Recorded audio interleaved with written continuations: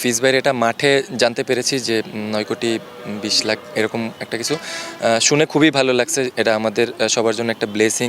অনেক প্লেয়ার অনেক ইন্সপায়ার হবে যে দেশের জন্য ভালো কিছু করতে পারলে আইপিএলের মতন মঞ্চে তাদের অপরচুনিটি আসবে। উনি আমাদের জন্য একটা রোল মডেল হয়ে থাকবে। For man of the match ইনিংসটা নিয়ে আলাদা কোনো পরিকল্পনা ছিল বা ইচ্ছা ছিল যে এরকম একটা স্পেশাল দিনে স্পেশাল ইনিংস খেলবেন? যেহেতু কনরেজ বলছেন, থ্যাংক ইউ সো মাচ। সত্যি কথা বলতে যে কোনো টুর্নামেন্টের আগে, যে কোনো খেলার আগে একটা প্লেয়ারের কিন্তু একটা মেন্টাল প্রিপারেশন আছে। যখন আমি এই টুর্নামেন্টের কথা জানতে পারছি 3 দিন আগে হচ্ছে মিরাজ ভাই, সোহেল স্যার আমাকে ফোন দিয়েছে যে ম্যাচটা খেলতে হবে। তো আমি যেহেতু ফ্রি ছিলাম আমি বলছি যে খেলবো। তো এই ম্যাচটা খেলার জন্য যতটুকু প্রিপারেশন দরকার ছিল ওইটা মেন্টালি নিয়ে নিয়েছিলাম। যেহেতু রেড বল টুর্নামেন্টের ভিতরে ছিলাম, ওইখানে 100% এফোর্ট দেওয়ার চেষ্টা করছি। তো এটা শেষ করে এখন পুরা কনসেন্ট্রেশন লেভেল হচ্ছে বিপিএলে। তো ইনশাল্লাহ ভালো কিছু করার প্ল্যান আছে। আপনি যখন বিপিএলে 1,10,00,000 টাকায় সম্মানী পেলেন, ফেসবুক মোস্ট প্রবাবলি আপনি ইউজ করেন না বা সোশ্যাল মিডিয়া ইউজ করেন না, অনেকে অনেক কথা বলে।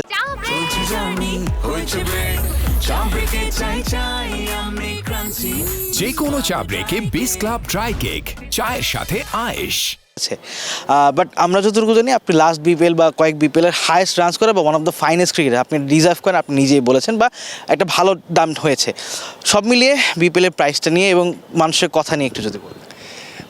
টু বি অনেস্ট, ফেসবুক কিন্তু আমি ইউজ করি, ইনস্টাগ্রামও ইউজ করি। তো মানুষের কন্ট্রোভার্সি দেখেন, যখন ভালো খেলবো তখন কিন্তু বাবা আসবে, যখন খারাপ খেলবো কন্ট্রোভার্সি থাকবে। তো এগুলি অ্যাকসেপ্ট করে নিতে হবে। আমি সব কিছু অ্যাকসেপ্ট করে নিই, বাট প্রাইসটা কিন্তু আমার কাছে ম্যাটার না। আমার যদি কেউ 50 লাখ টাকা আমার ফার্স্ট প্রাইজে আমি সোল্ড হতাম, আমি ফার্স্টেও অনেককে বলছি, স্টিল এখনও বলতেছি যে আমার কাছে কিন্তু যে 1,10,00,000 সোল্ড হয়েছি এটা কিন্তু ম্যাটার না। আমি যখন 25 লাখে যখন খেলছি তখন আমার এফোর্টটা যেই স্ট্যান্ডার্ড ছিল তার থেকে বেটার করার এখন সামনে ইচ্ছা থাকবে, প্ল্যান আছে ওরকম।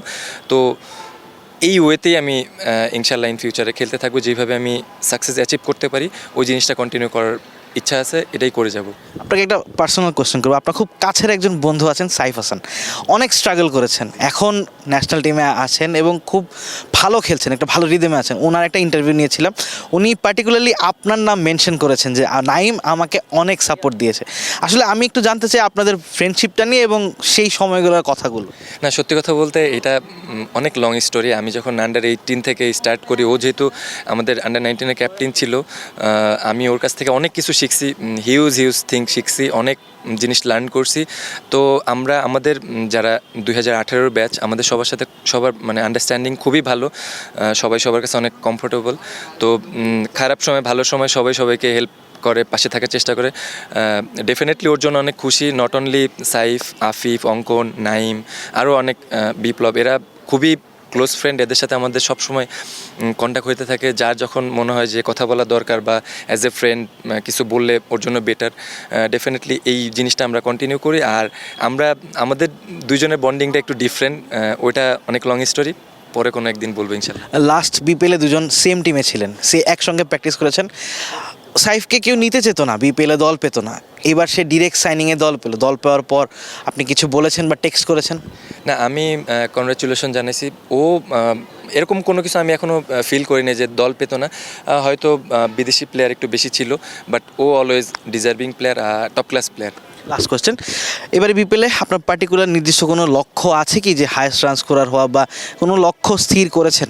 টু বি অনেস্ট, এখন পর্যন্ত আজকে এই দিনটা গেল, নতুন কালকে আবার প্র্যাকটিস স্টার্ট করবো ইনশাল্লাহ। ওইভাবে লম্বা কোনো চিন্তা করিনি। যখন টুর্নামেন্টটা স্টার্ট করব তখন ইনশাল্লাহ এগুলি নিয়ে চিন্তা করবো। এখন হচ্ছে আমার প্রসেস অনুযায়ী আমার ওয়েল প্রিপেয়ার্ড হতে হবে, এটার জন্য হচ্ছে মাইন্ডসেট আপ রাখতেছি। থ্যাংক ইউ ভাই, থ্যাংক ইউ সো মাচ।